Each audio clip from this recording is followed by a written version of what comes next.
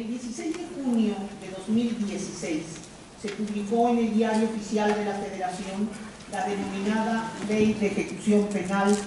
y la misma se integra en 207 artículos, es una ley relativamente pequeña, divididas en 6 títulos y 12 artículos transitorios. El desarrollo de los comentarios partirá, en primer término, de la denominación de la ley y procederá a exponerse los aspectos destacados de la ley que implican en algunos casos avances de carácter positivo y en otros se advierten contenidos normativos muy negativos que merecen reflexión.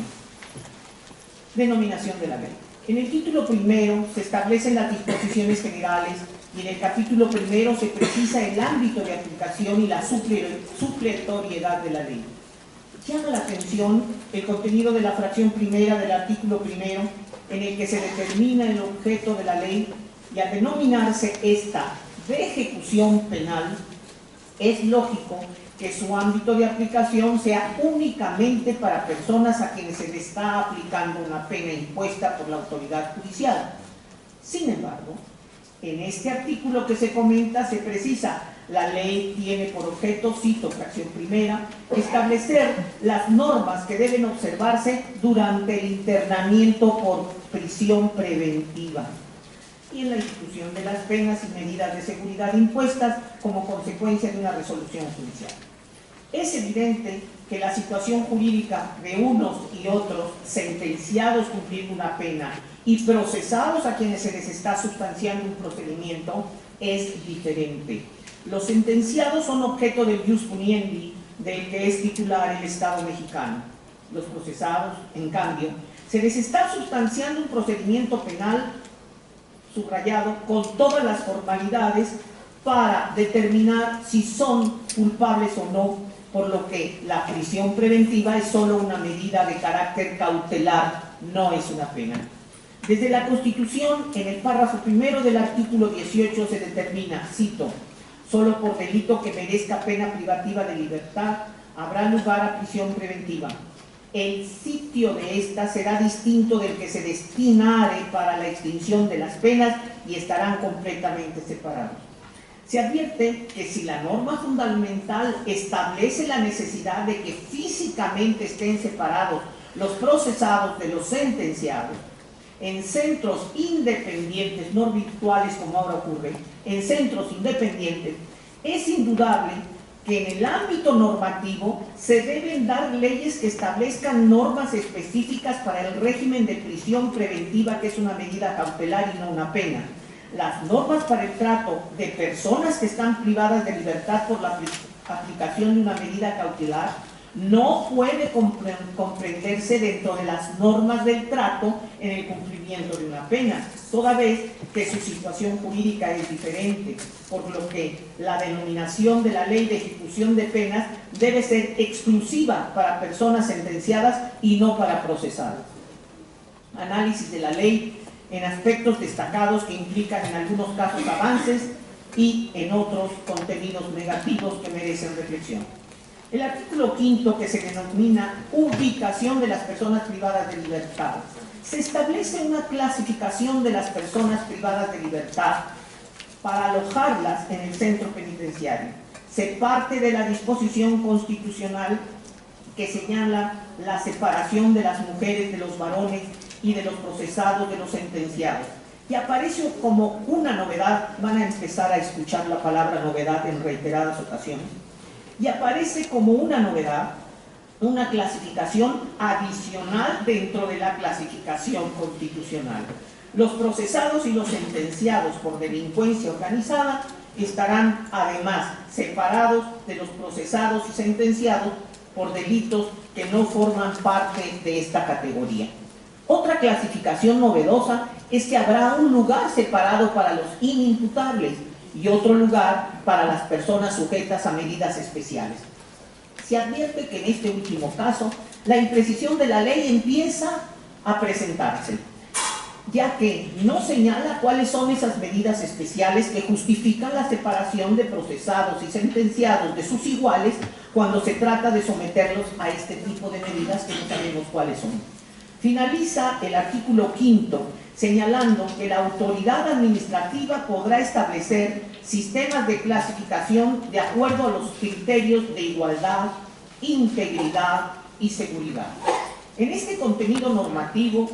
la ley es omisa no precisar a qué se refiere la igualdad de las personas para proceder a su agrupamiento y ubicación en el centro, y surgen algunas preguntas. ¿Igualdad en razón de edad? ¿Igualdad por el delito cometido? ¿Igualdad por el nivel educativo y cultural? ¿Igualdad por el estado de salud? ¿Igualdad por el número de delitos imputados? Al no precisarse a qué tipo de igualdad se refiere la norma para ubicar a las personas privadas de libertad, procesadas y sentenciadas en los diversos dormitorios o áreas del centro, se produce una situación de inseguridad para la persona privada de libertad y que, en el caso de los sentenciados, es aún mayor, ya que su estancia es por varios años.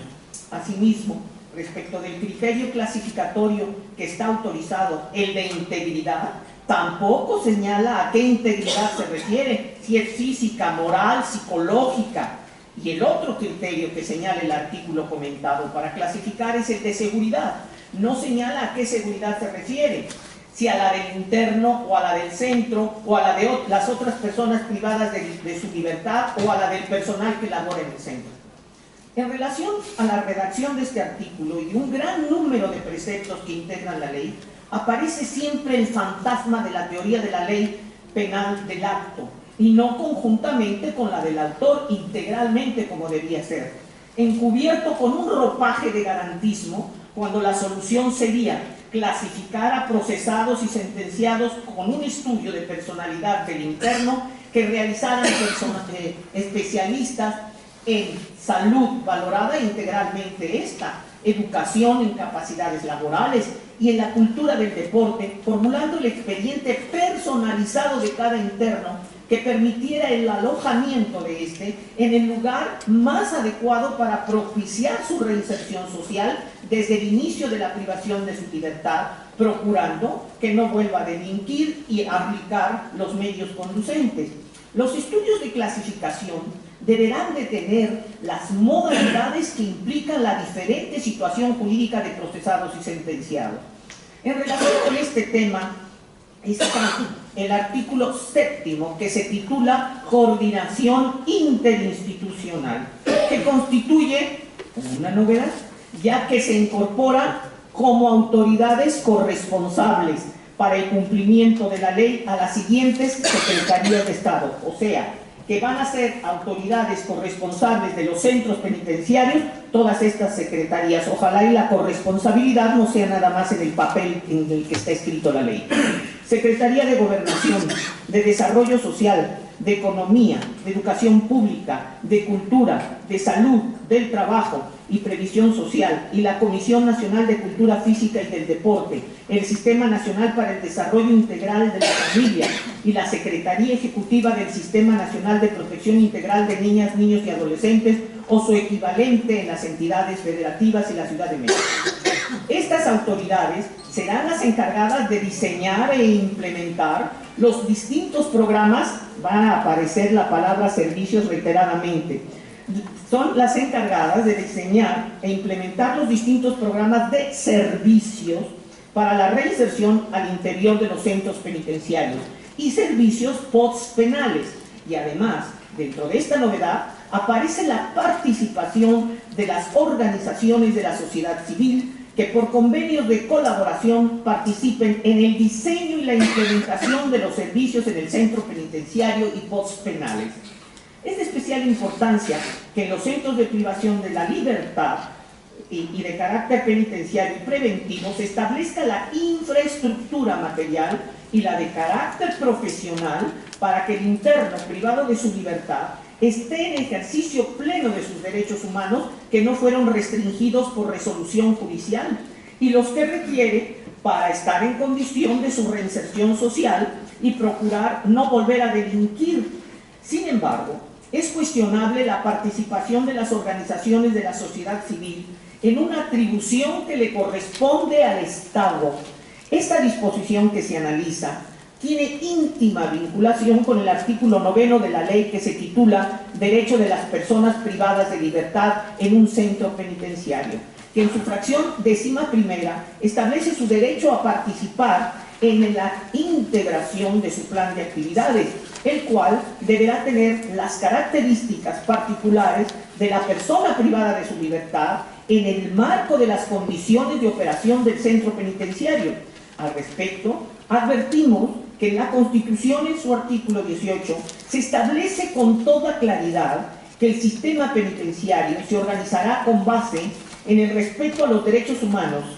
el del trabajo, la capacitación para el mismo, la educación, la salud y el deporte como medios para lograr la reinserción social del sentenciado a la sociedad y procurar que no vuelva a delinquir, observando los beneficios que prevé la ley para estos.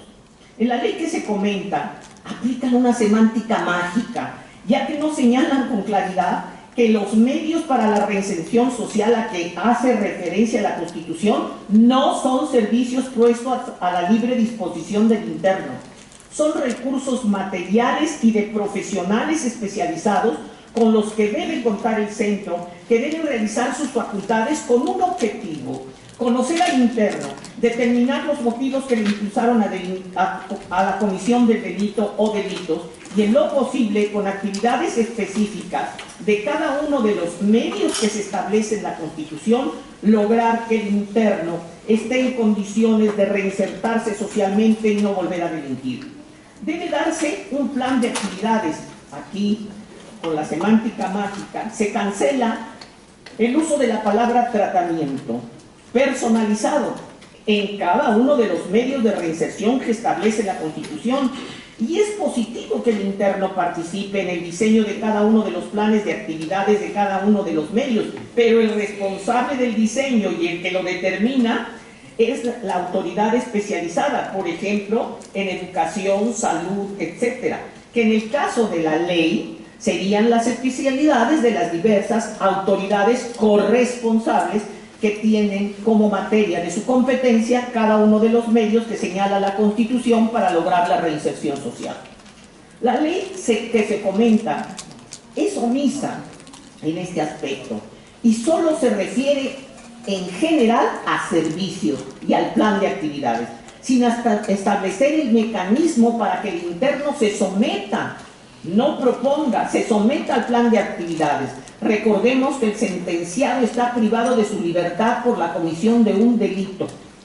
Por otra parte, no debe escapar al objeto de nuestro estudio la disposición constitucional y de la presente ley, que establece que las personas sentenciadas por los delitos de delincuencia organizada, secuestro, trata de personas y todos aquellos a los que se refiere el 19 como de prisión preventiva oficiosa, secuestro, trata de personas, etcétera, no tienen derecho a ninguno de los beneficios de la reducción de la pena, por lo que resulta fatal la conclusión de que el cumplimiento de la pena será únicamente el encierro,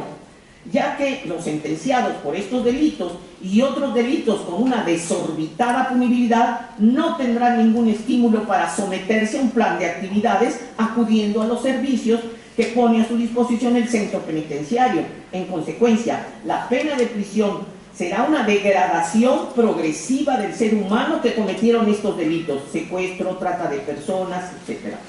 En el artículo 15, titulado Funciones de la Autoridad Penitenciaria, se señalan cuáles son las funciones básicas, entre las que destacan las dos primeras: garantizar el respeto de los derechos humanos de todas las personas que se encuentran sujetas al régimen de custodia y vigilancia en el centro; procurar la reinserción social efectiva mediante los distintos programas institucionales. Es un acierto lo dispuesto en la fracción primera, en virtud de que puede exigirse a la autoridad penitenciaria el cumplimiento de esta atribución en la que se constituye como garante del respeto de los derechos humanos de los internos. Sin embargo, lo dispuesto en la fracción segunda resulta cuestionable, en consideración de que, para llevar a cabo la reinserción social efectiva, no se concreta con programas institucionales, sino con la aplicación personalizada de los medios que establece la Constitución, con personal profesional especializado adscrito al centro de las secretarías que forman parte de la coordinación interinstitucional corresponsable. En el artículo 17, que se titula Comité Técnico, establece cómo se integra y se determina que el Comité Técnico, presidido por el titular del centro o por el funcionario que le sustituye en sus ausencias, se integrará con los miembros de superior jerarquía del personal administrativo, técnico, jurídico y de custodia penitenciaria. En este rubro, la ley es omisa en precisar qué tipo de personal es el propiamente técnico y deja la interpretación de la persona que aplica la ley a que éste puede ser el especialista de cada uno de los medios de reinserción social que señala la Constitución en el artículo 18. Es de especial importancia la fracción tercera de este artículo 17, en virtud de que el Comité Técnico es el que diseña y autoriza con participación de la persona interna los planes de actividades y evalúa sus resultados para ponerlos a disposición del juez de ejecución para que, con otros elementos, determine si son positivos las personas para indicar que el interno esté en situación de ser insertado socialmente y de que, por la aplicación de esos medios, se procura que no vuelva a delinquir. Artículo 22. Presenta otra novedad: la policía procesal, que en general tiene como atribuciones los traslados de los internos a las diligencias judiciales, así como la custodia de esta. La disposición es un acierto de la ley en consideración de que debe darse personal especializado para evitar que el interno se sustraiga de la acción de la justicia, como ha ocurrido en casos recientes. En el artículo 26 se incorpora al cuerpo normativo un órgano que constituye otra novedad, que son las autoridades para realizar la supervisión de la libertad de las personas sentenciadas que tienen el beneficio de la libertad condicionada. Es una autoridad dependiente del Ejecutivo y distinta de las autoridades penitenciarias. Este órgano supervisor, por las funciones que realiza, puede ser un factor de corrupción en contra del sentenciado y su familia, a tal punto que el legislador, al momento de crearlo, se vio en la necesidad de crear los tipos penales que sancionan los actos de corrupción en que incurra la autoridad, por lo que resulta muy cuestionable la operación de este órgano, que con carácter de policía va a supervisar la conducta del sentenciado con beneficio de la libertad condicionada. El título segundo se puede inscribir también dentro de las novedades que se aportan a la ley y corresponde a la información en el sistema penitenciario y que se desarrolla de los artículos 27, 28 y 29. Constituye un instrumento de gran utilidad para el complejo control del centro penitenciario, ya que a través de las bases de datos de las personas privadas de libertad, de datos generales y del sistema de información estadística penitenciaria, es posible el diseño de la operación eficaz de los centros, corregir errores y evitar violaciones a los derechos humanos y hacer prevención de hechos violentos, corrupción y actos delictivos dentro de los centros de reclusión. Destaca también por su importancia la fracción primera del artículo 27, ya que por primera vez se cuenta con la obligación de registrar los datos de las niñas y niños que viven con sus madres en el centro, antes llamados niños invisibles, porque no se tiene registro alguno, a la fecha no se tiene registro alguno. En el capítulo 2 del título segundo, que se titula Régimen de Internamiento, se establece en el artículo 31 la obligación de la autoridad penitenciaria de instrumentar una clasificación de las distintas áreas y espacios en el centro, obedeciendo a criterios basados en la edad, el estado civil, el estado de salud, duración de la sentencia, situación jurídica y otros datos objetivos sobre las personas privadas de libertad, tendientes a armonizar la gobernabilidad del mismo, del centro, y a la convivencia entre las personas privadas de libertad. Los criterios anteriores de clasificación son adicionales a los que se establecen en el artículo 5º, en el que se precisa una separación de las personas privadas de libertad obedeciendo al mandato constitucional del artículo 18, separación de procesados, sentenciados, hombres, mujeres y adicionalmente dentro de estas categorías separar a las personas procesadas y sentenciadas por delincuencia organizada, etc. Y aquellas personas que están sujetas a medidas especiales de seguridad, que tendrán espacios especiales y que en la clasificación se tomarán en cuenta los criterios de igualdad, integridad y seguridad. La lectura de estos preceptos conduce a una gran confusión en consideración de que no se toma en cuenta como criterio para la clasificación la personalidad del procesado o sentenciado, así como el delito imputado, y ello es grave en atención a que los sentenciados permanecerán recluidos varios años y es determinante para ellos, para su reinserción con quien comparten el dormitorio, el alojamiento. En el artículo 32 se regulan los servicios, los cuales según el texto del artículo gozarán de estos servicios los internos del centro y harán uso voluntariamente de esto. Este artículo está relacionado con el título tercero que se titula Bases de la Organización del Sistema Penitenciario, que comprende del artículo 72 al 99 y que se refiere a la observancia de derechos humanos, del derecho a la salud, del derecho a las actividades físicas y deportivas, del derecho a la educación, de la capacitación para el trabajo y el trabajo. Advertimos que estos no son servicios,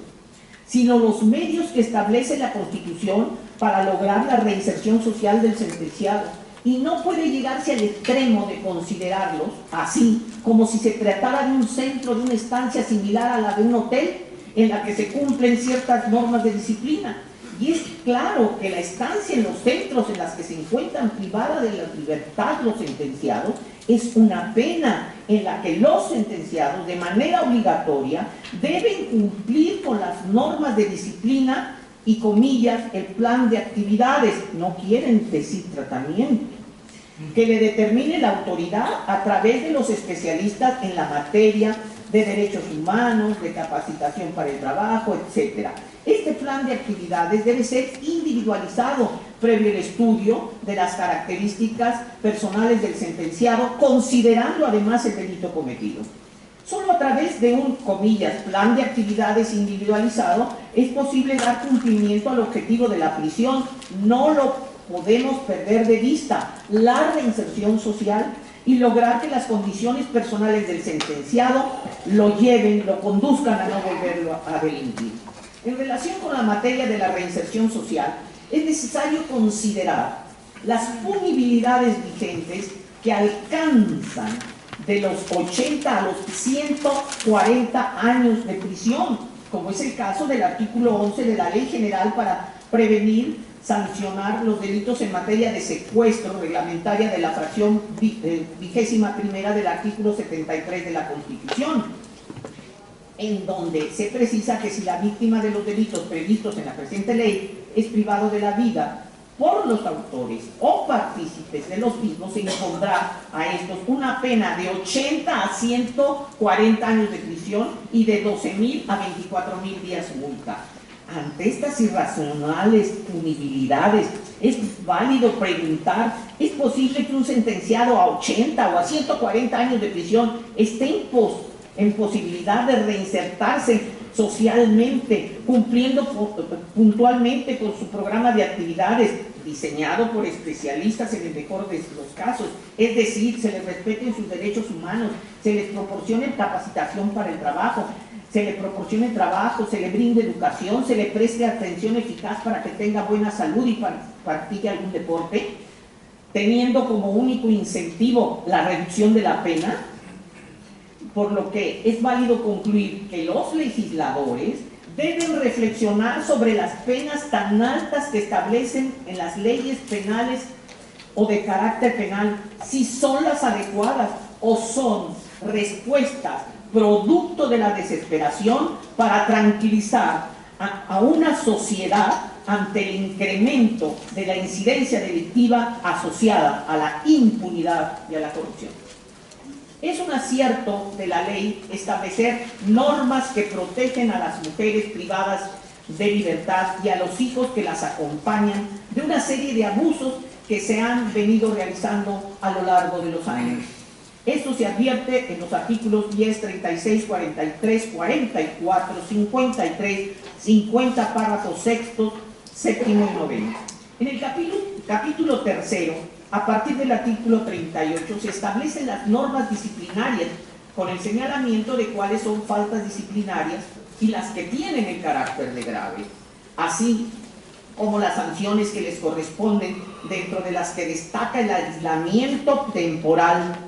que es regulado específicamente en cuanto a su duración y a lo que debe entenderse como aislamiento, señalando que se debe atender a criterios de proporcionalidad y racionalidad, determinando que durante el aislamiento se puede proporcionar atención médica antes, durante y después del cumplimiento de una medida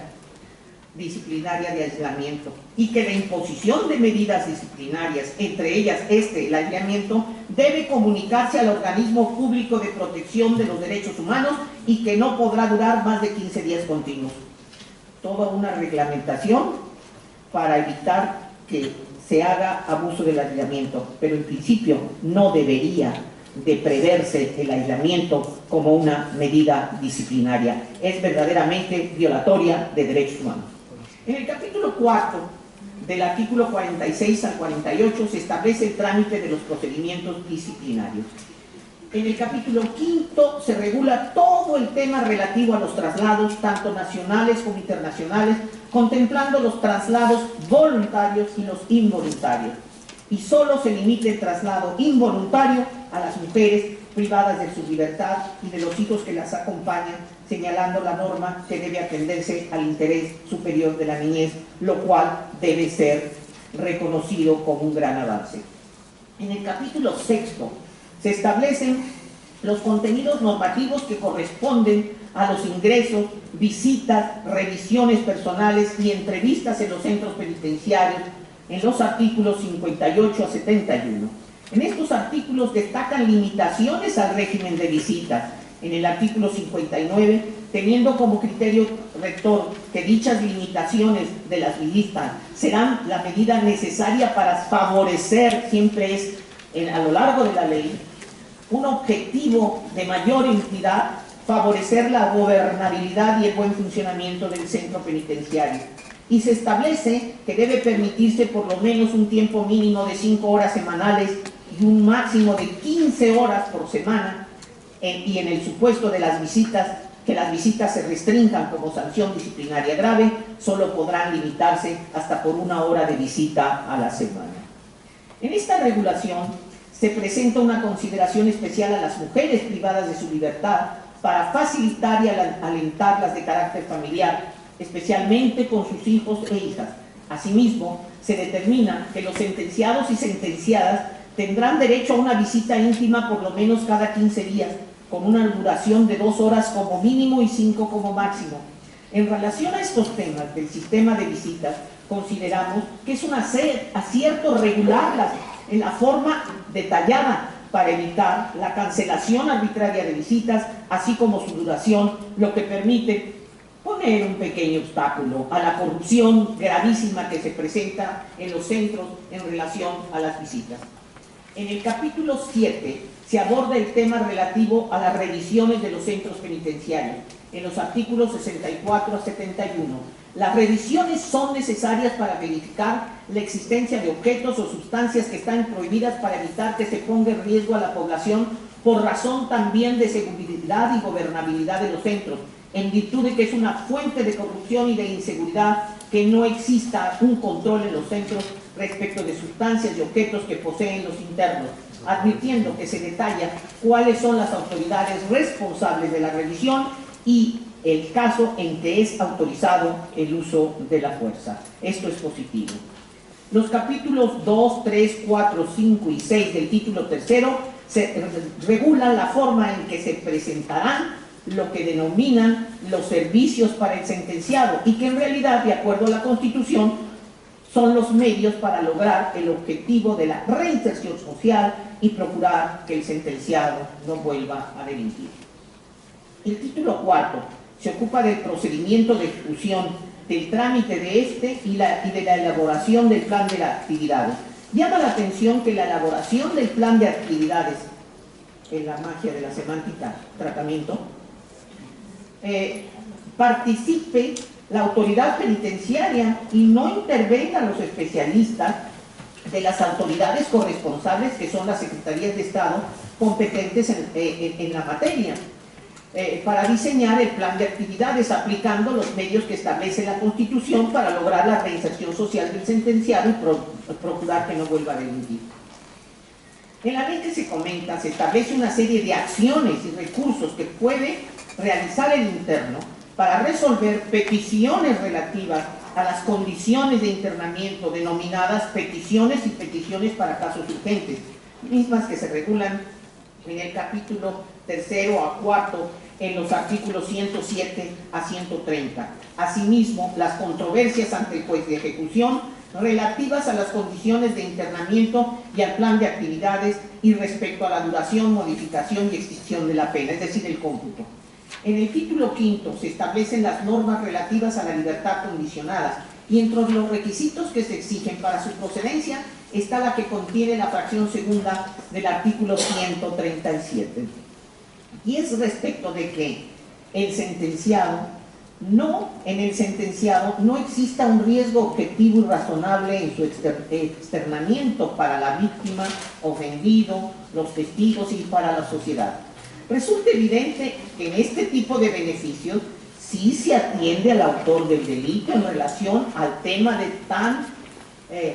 proscrito de la peligrosidad en el nuevo sistema penal. Entonces aquí sí, en la relación a la procedencia de la libertad condicionada, sí se considera el tema de la peligrosidad o de la personalidad del autor, que es un tema verdaderamente que debe desterrarse de esta legislación según los autores de la ley y que finalmente tienen que acudir a él. En el capítulo segundo del título que se comenta, se regula la libertad anticipada que extingue la pena de prisión y que también para su otorgamiento es indispensable que no exista riesgo objetivo para el externamiento y que haya cumplido el sentenciado el 70% de la pena impuesta en los delitos dolosos y el 50% tratándose de culposos, lo que permite hacer la siguiente reflexión. En el procedimiento abreviado que se establece en el Código Nacional de Procedimientos Penales, en el que puede aplicarse una reducción muy significativa de la pena, hasta 2/3 partes de la punibilidad mínima aplicable al caso, tratándose de delitos culposos, y la mitad en los delitos dolosos, el sentenciado al que se le siguió un procedimiento abreviado previsto en el Código Nacional de Procedimientos Penales, en los artículos 201 y 202, tiene esta pequeña pena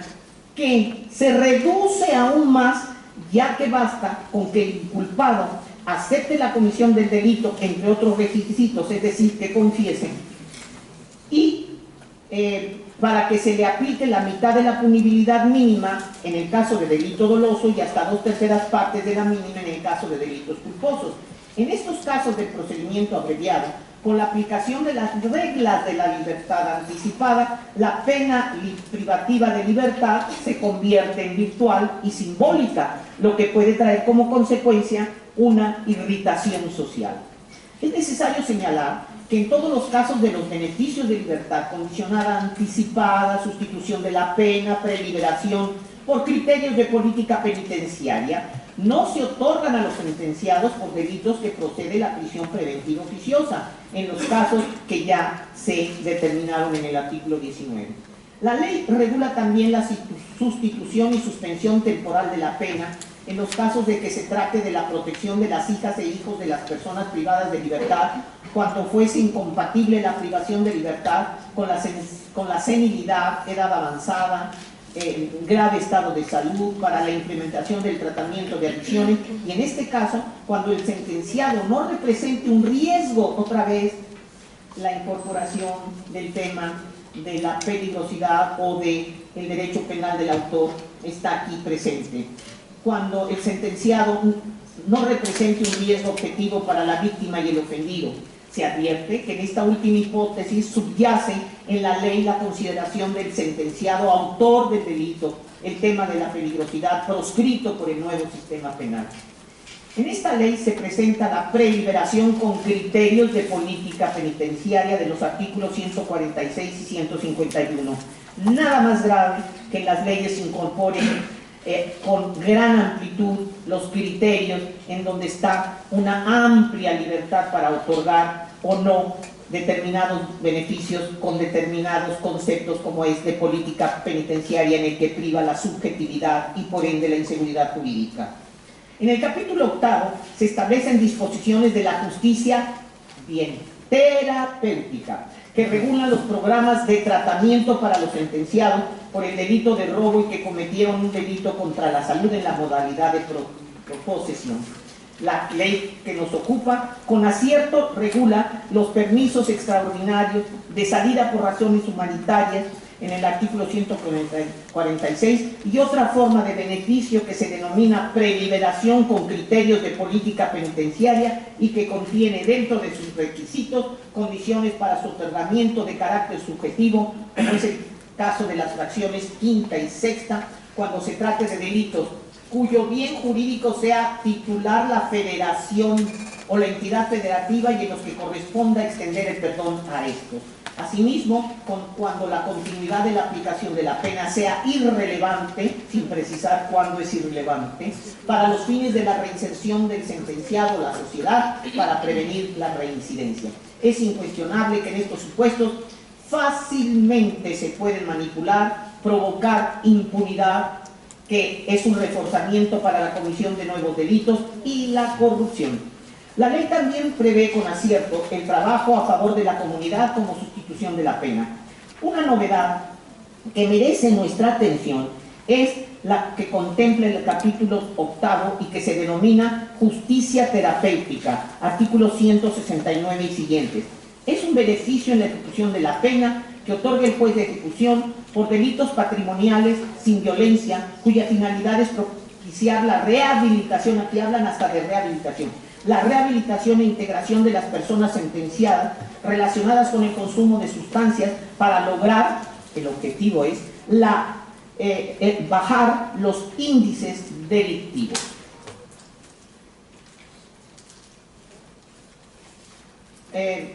Respecto de estas disposiciones,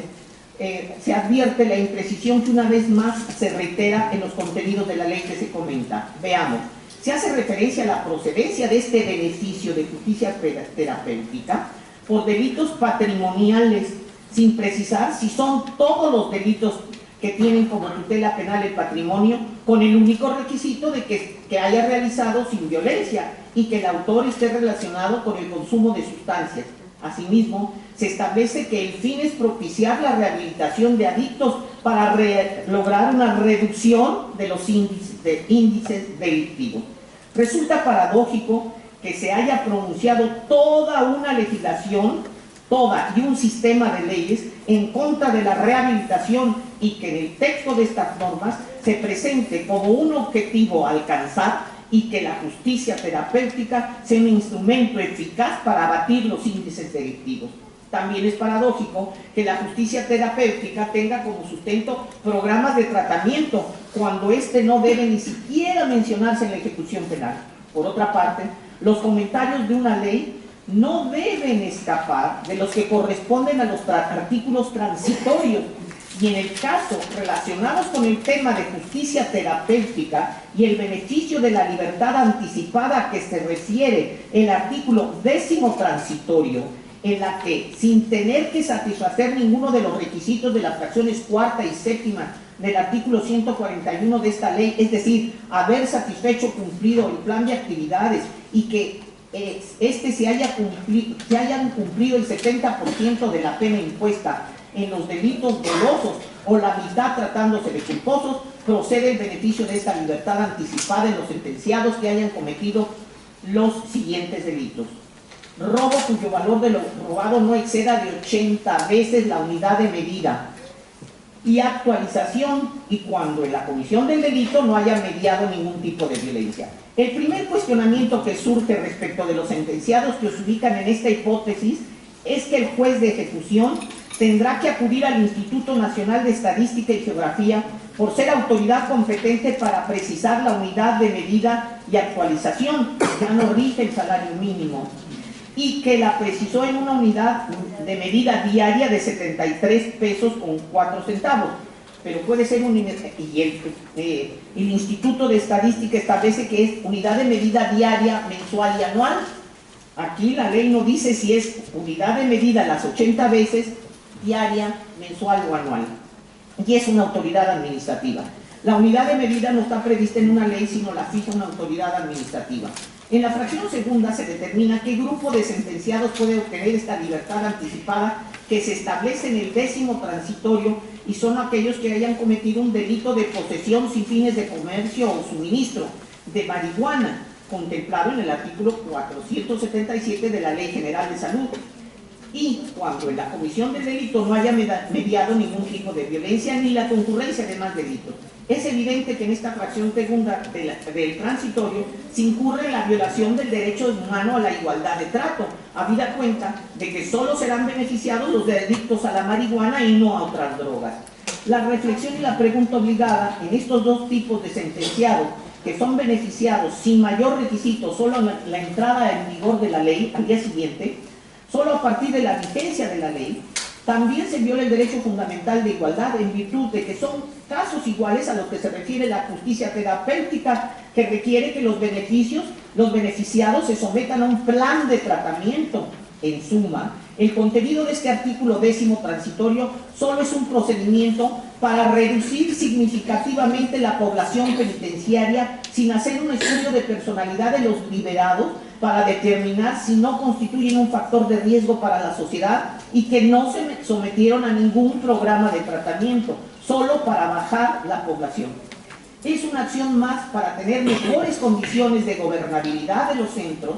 que en la hora actual se encuentran con una sobrepoblación que no puede controlarse, donde de manera reiterada se dan motines, autogobierno y corrupción. Por razones de tiempo que me corresponden para esta exposición, dejo pendientes varios temas como los de las medidas de seguridad para inimputables, las reglas comunes para la reparación del daño, los servicios postpenales. Finalmente, dirán ustedes, qué bien. Finalmente, concluyo los comentarios a la Ley Nacional de Ejecución con la siguiente reflexión. Qué grave es que la legislación mexicana, relativo a todo el sistema penal, uno de los principios rectores sea la teoría del derecho penal del acto, sin considerar también al autor y sus circunstancias, su historia de vida, en virtud de que es incuestionable que la persona que cometió un delito fue determinada a realizarlo por una o varias circunstancias de carácter personal, entre otras, la ausencia de una familia funcional, muchas veces violenta, que incurre en omisiones de proporcionar protección, proveer alimentos, educación y afecto al niño o al adolescente, con una familia que no fue afectiva, la ausencia de una educación de calidad, la falta de recursos económicos para satisfacer necesidades fundamentales, las adicciones a las drogas, la falta de oportunidades de trabajo con una remuneración adecuada, un ambiente cargado de feroz consumismo en el que las personas tienen valor en la sociedad en la que viven por los bienes materiales que poseen, las profundas desigualdades sociales y culturales, la violencia creciente, cotidiana, en que la autoridad está ausente y que es producto de la impunidad y la corrupción que se ve, se oye y se lee todos los días en los medios de comunicación y que además se comunica conclusivamente en las redes sociales. Por si esto no fuera ya una tragedia para el autor del delito y para la sociedad entera, se suma a lo anterior un sistema jurídico en materia penal en la que se han adoptado sistemas penales extranjeros ajenos a la cultura nacional, que nos lleva a la siguiente conclusión. La Constitución al establecer en relación al sistema penitenciario que éste se organizará sobre la base del respeto a los derechos humanos, del trabajo, la capacitación para el mismo, la educación, la salud, el deporte, como medios para lograr la reinserción del sentenciado a la sociedad y procurar que no vuelva a delinquir, claramente contiene una filosofía subyacente de carácter humanista, consistente en considerar al sistema penitenciario con un objetivo de reinserción social, lo que supone una concepción del derecho penal no solamente del acto, sino también del autor y sus circunstancias, en la que el ser humano es el centro de atención y de protección de la norma fundamental. Muchas gracias.